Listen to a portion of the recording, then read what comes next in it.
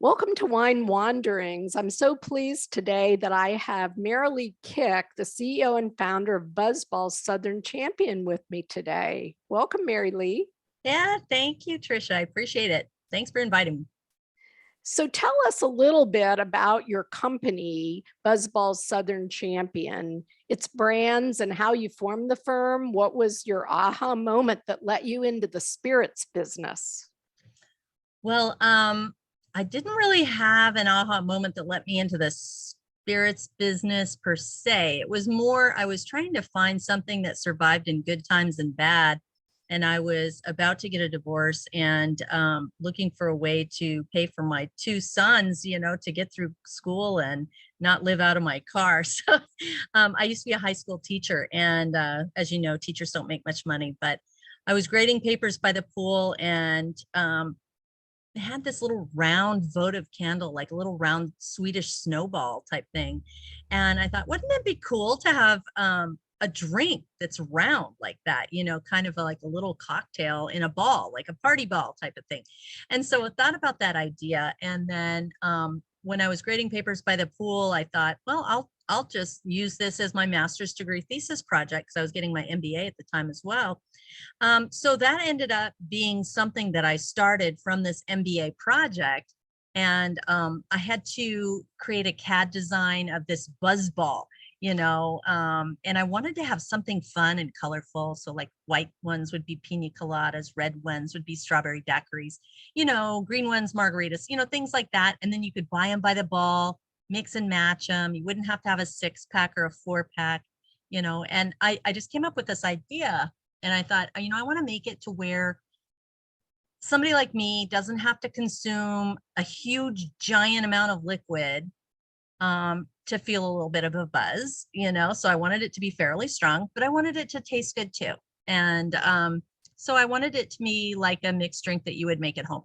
So anyway, this all started back in 2008, 2009, back when the recession was happening. And so that's why I really wanted to have something that survived in good times and bad. But at the time, you don't know what you don't know. And I didn't know that the liquor industry was all men. I'd never been in the liquor industry before.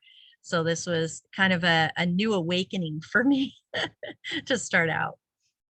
Especially coming from being a teacher where Right. it's more female dominated. I have the same thing coming out of healthcare. I was in a female dominated industry and then went into the tech business and wine, which Mhm. was lots of men in it as well. So I understand. So what is your target audience? I'm sure you've done demographics on all this. Yeah, when I first started the company, I thought my demographics would be college kids.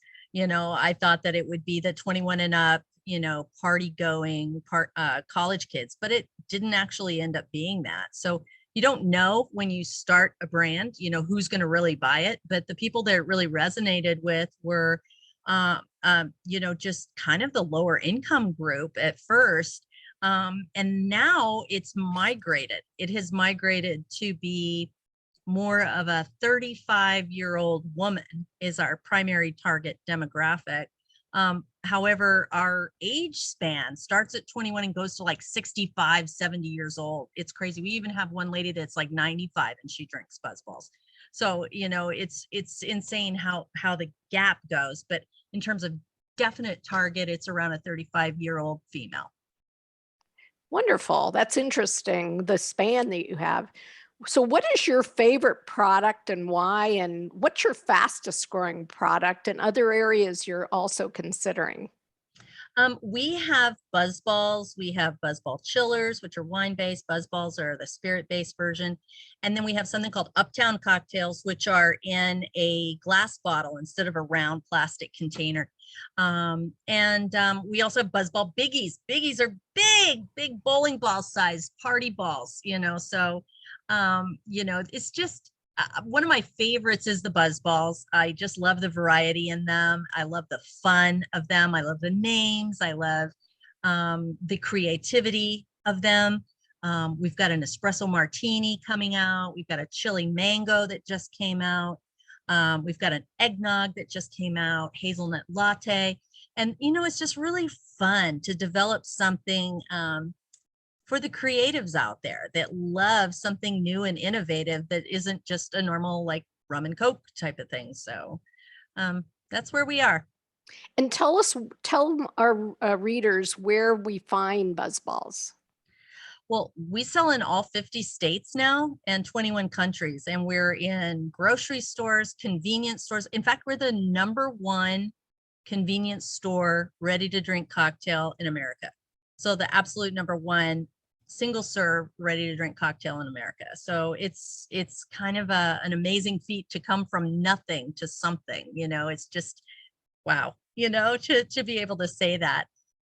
We're growing at 60% year over year, which is also incredible. We're now at 250 employees when it started with just me, one, you know. And you know, it's just amazing to know that this is like the only woman-owned distillery, winery, brewery combo in the whole US. You know, I mean, there's women-owned wineries and women-owned distilleries, women-owned breweries, but to have all 3 permits and to be able to do all 3 things is kind of a neat accolade, I think, that I'm very proud of. But my whole family works for the company. My sons work for the company. My husband, we actually didn't get divorced. Been married 34 years. He works for the company as well, and he's our CFO. And, you know, the company is just so much fun. I love coming to work every day.